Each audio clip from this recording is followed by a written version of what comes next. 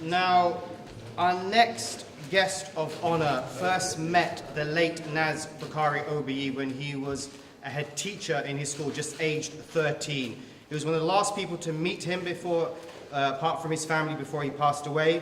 Someone who launched the Naz Legacy Foundation in 2012, spoke at the annual reception at City Hall as a Mayor MP in 2013. Ladies and gentlemen, a mayor for all Londoners, our Mayor of London, Sadiq Khan.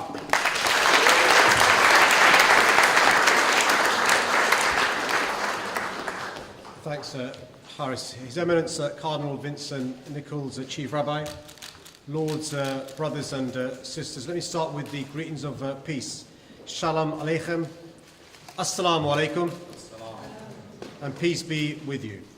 Thank you, Harris, for your warm introduction and for the support you've shown me for many, many years. And thank you also for helping to organise this interfaith iftar tonight. The work that the Naz Legacy Foundation does is truly inspirational, helping to promote excellence in education and positive social integration in our society. Harris's father, as he said, was my head teacher at school. He was someone who is a real role model for me as the first ever Asian and first ever Muslim head teacher in this country. So let's begin by giving Harris and the Naz Legacy Foundation a massive round of applause.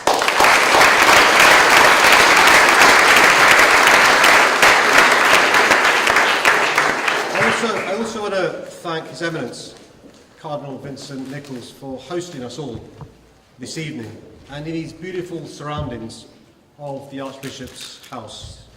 The great Neo-Byzantine architecture of Westminster Cathedral feels very familiar, as it's a style which has influenced Islamic architecture around the world. So I think it's particularly fitting that we're holding this interfaith event here tonight. But before I begin, given that we're here tonight with a cardinal, I want to use this opportunity to make a confession.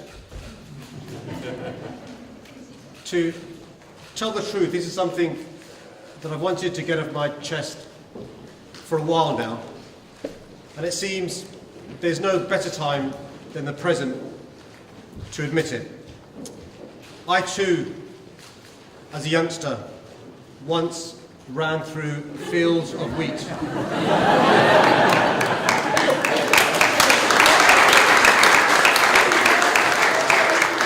And it's not something I'm proud of. And it's great too to have my friend the Chief Rabbi here tonight. I was actually at an event with the Chief Rabbi last night and was telling him how I'd taken part in some interfaith events in America. And for reasons you'll appreciate, this was before the presidential elections. I was lucky enough to meet the excellent Mayor of Chicago. He's the first ever Mayor of Jewish faith that Chicago's ever had, a man called Rahm Emanuel, and a friend. And I suggested, as we were in Chicago during the Sabbath, that I'd like to visit his shul, his synagogue. And he said, no problem at all, I'll take you to my synagogue. And we arrived at his synagogue, and I was received really warmly by his rabbi, who, as he sat us down, said, look, it's great to have, he said to his congregation, it's great to have the Mayor of London here with us in shul on this Sabbath. And I know all about the Mayor of London. He's a man who practices the Passover Seder. He's somebody who celebrates Hanukkah. And it's no surprise to see the Mayor of London here in a synagogue in Chicago. I am, however, surprised to see the Mayor of Chicago here at synagogue today. And I thank the Mayor of London for bringing him, our Mayor, to the synagogue. So faith works in funny ways, and I've got the blessings of the Rabbi of Chicago for bringing his Mayor to the synagogue on the Sabbath. Now, look, I love going to places of worship across London, whether Christian, Catholic, Jewish, Muslim, Hindu, or Sikh. And of course, there are many differences to all our faiths, but there are also so many similarities. And I've noticed that there are more and more religious services in London that are started in exactly the same way, regardless of faith or denomination. It doesn't matter whether you're in a church, a synagogue, a mosque, or a temple, they all start with the sacred appeal. please can you switch your mobile phones off? And Harris has turned that on its head tonight. And as he said, we want you to keep your phones on and to use them to promote tonight's event. So please text, tweet, Snapchat, and feel free to use the real hashtag, Sadiq is the best mayor in the world.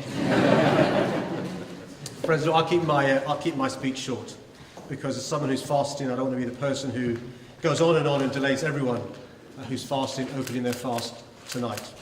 For me, Ramadan is a real opportunity to do things in our communities, help to break down the mystery and suspicion that can surround Islam, something that's more important now than ever. The best way for people to understand each other's faiths and to feel comfortable in each other's company is to share experiences, just like we're doing tonight. And it's great too that we have young people from across London here, from different faiths and backgrounds, coming together to break bread, with students from Westminster Abbey, Yavna College, and of course, and you'll forgive me, my favourite, my old school, Ernest Bevin. And when I look around tonight, I feel that it's such a great example of what makes our city the greatest city in the world. Our openness and our diversity, and realising that we have much more in common than sets us apart. Having empathy for one another is what Ramadan is all about. It's a month of fasting, a month of prayer, a month of charity, but also empathising with others. Being your brother and sister's keeper is a golden thread that runs through so many faiths. The Prophet Muhammad, peace be upon him, he said, none of you is a believer until he desires for another that which he desires for himself. In the Bible, when asked what the greatest commandment was, Jesus replied, love thy neighbour. And the Talmud tells us, what is hateful to you, do not do to your fellow man. That is the law. All the rest is commentary. And it's not just Judaism, Islam, and Christianity, from Hinduism to Sikhism to Buddhism and beyond. Being united rather than divided is central to the teachings of so many faiths. Yet in recent times, these principles that are so central to our faiths have been put to the test. There's no doubt that the last year has been particularly difficult for our city. We've been through a negative EU referendum, a divisive general election. We've suffered horrific terrorist attacks on our shared values and our way of life. And sadly, just like we saw after the EU referendum, we're currently experiencing an appalling spike in hate crime. But despite these major challenges, I'm still optimistic about the future.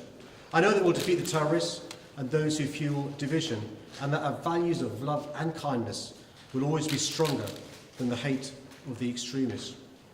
What gives me the most optimism is when I speak to young people like you, who are showing others the power of our city's diversity, how we can achieve so much more when we focus on that which unites us rather than that which divides us, and how we can break down the barriers within our communities. As it states in Hebrews, let us consider how to stir up one another to love and good works, not neglecting to meet all together, as is the habit of some, but encouraging one another, and all the more as you see the day drawing near.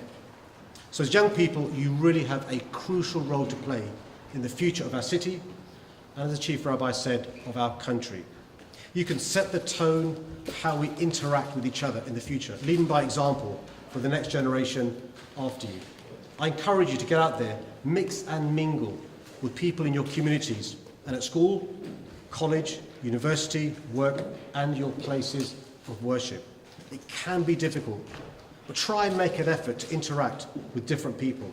For example, stop and talk to those who you see every day, but with whom you usually only share a glance. For me, Tory MPs. You never know, these small conversations could be the catalyst for starting something great in your lives. Let me finish with this. A famous Islamic scholar called Ibn al-Jawzi once wrote in a poem, I have not seen a flaw in people as great as the flaw of the able not reaching their potential. And as a city and a society, improving how we mix together is one of the biggest challenges we face if we want to reach our full potential. Tonight's event is a great example of how we can really take steps forward. I hope all of us build new and lasting relationships and that we can hold many more events like this in the future. I look forward to the rest of the evening and to breaking my fast with you tonight. Thank you.